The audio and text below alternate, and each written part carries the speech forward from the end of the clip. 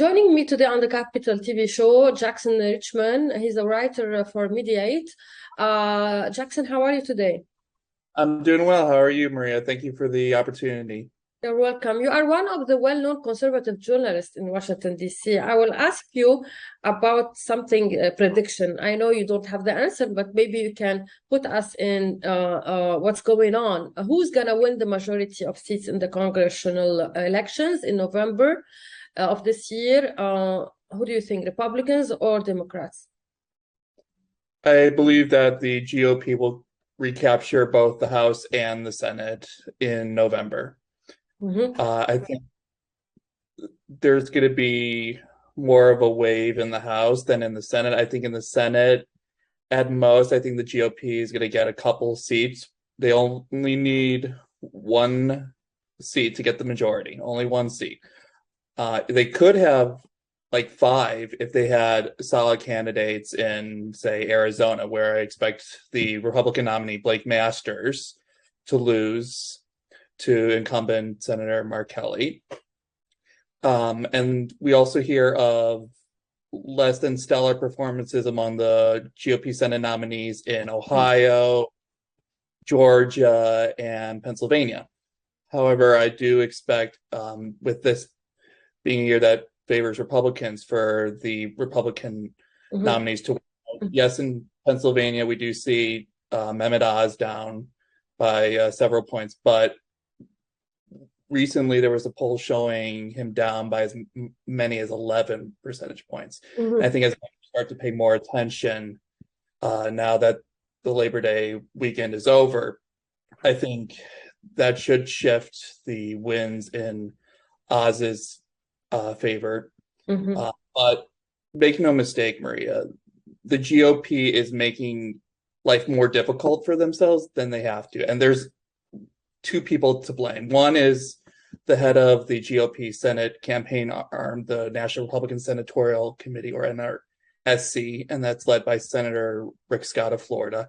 And last but not least, Donald Trump. Mm-hmm. This is a question. What is the future of Donald Trump and why he's now harming the Republican Party? In which way? Will he be also indicted as the result of the FBI has seized from his summer home in Florida?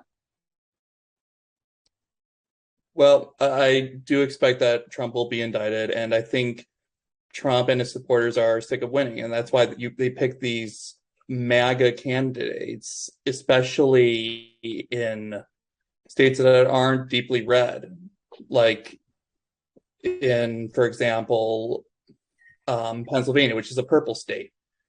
And they have Republican gubernatorial nominees in Maryland and Massachusetts that are MAGA-like, and as opposed to the Larry Hogan and Charlie Baker type of Republicans, fiscally conservative, socially liberal or moderate, they're picking MAGA candidates, and they're going to lose. I think Trump cares about no one but himself and the big lie that he won the 2020 election.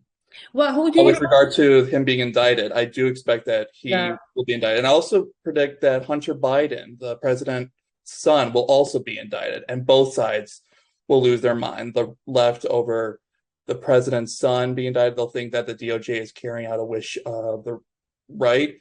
And of course, the right will be Mm-hmm. livid over Donald Trump being indicted. I think no one should be above the law, whether it's Donald Trump or Hillary Clinton. And so, yes, I do think he'll be indicted. What he did was very serious. There is no excuse to taking classified materials with them. And there's the defense that, oh, he was So, president when he took them. But guess what? He's no longer president.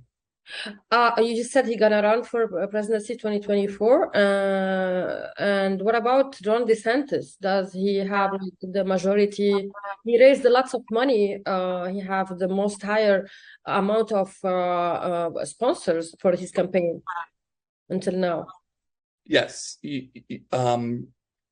Were Trump not to run in 2024, Ron DeSantis so far would be the favorite.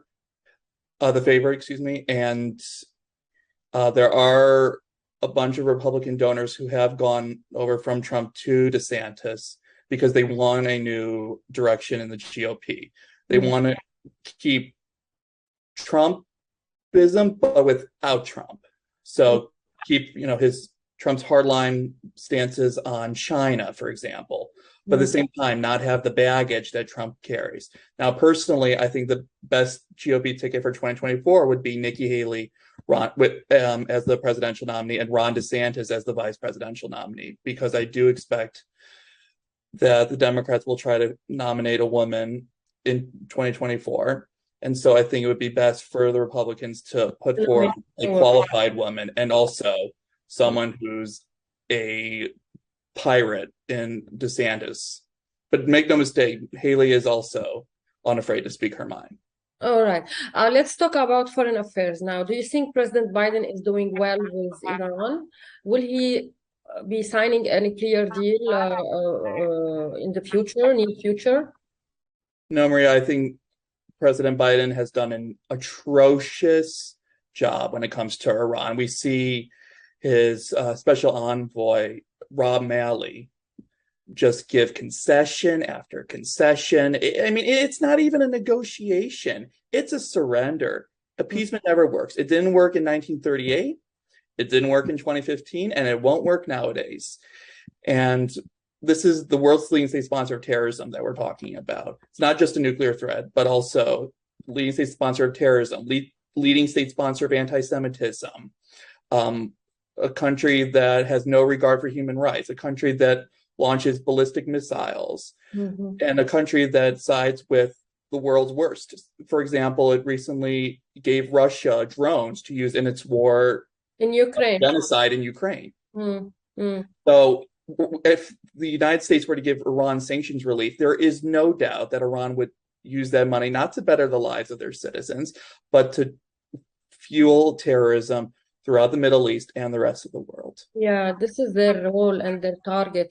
What about the turmoil in Iraq? We saw the elections.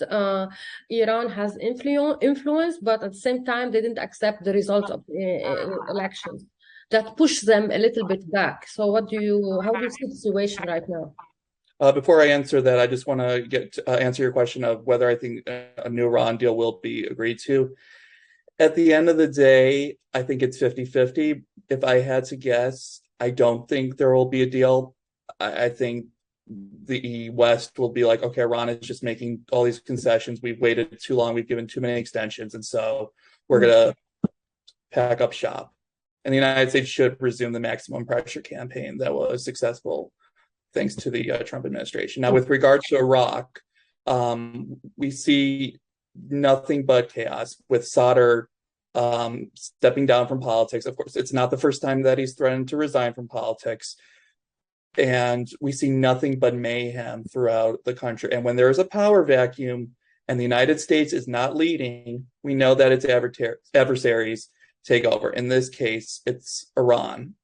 And if Iran were to take over that power vacuum, it would be very dangerous for the Middle East and the rest of the world. Going to Syria now it's preoccupied. It was preoccupied by the administrations of Barack Obama and Donald Trump. The future now do you predict for Syria?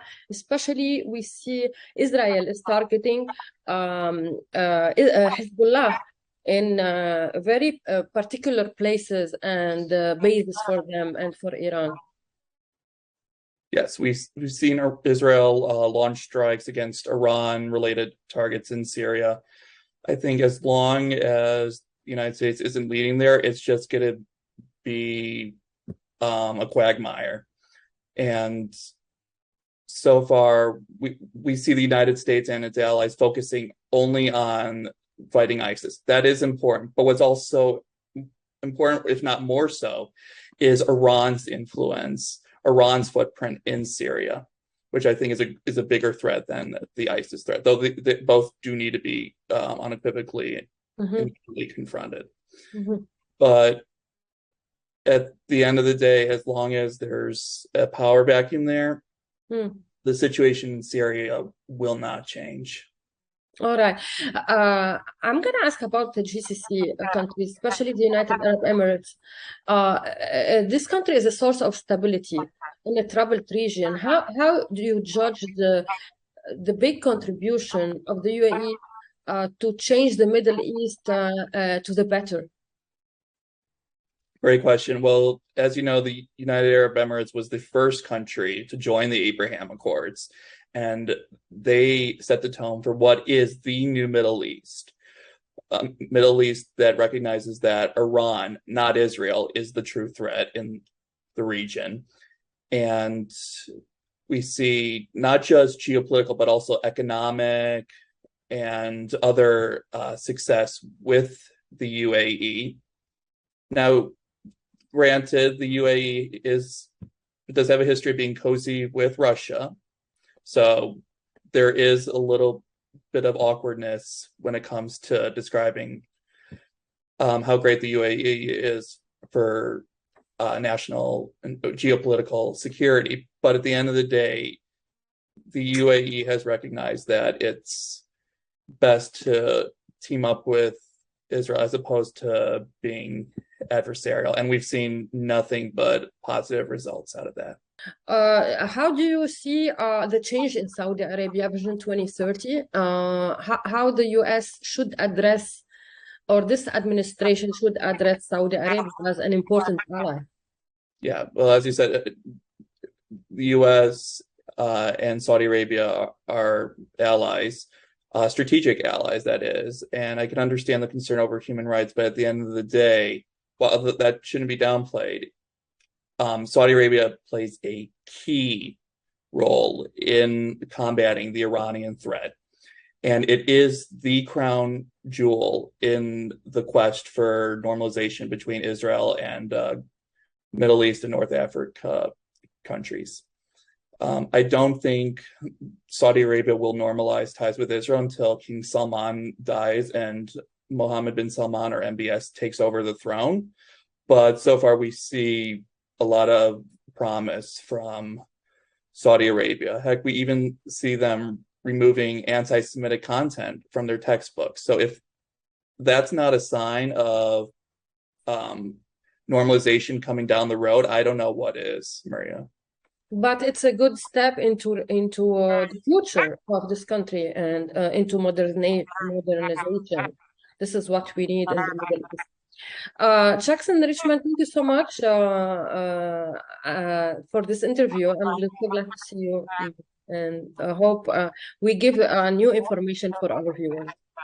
Thank you so much, Maria. I greatly appreciate it. Hey, Maria Malouf here. Please click to like and subscribe to Maria Malouf TV YouTube page and catch our hottest interviews and most compelling analysis. You will not get it anywhere else.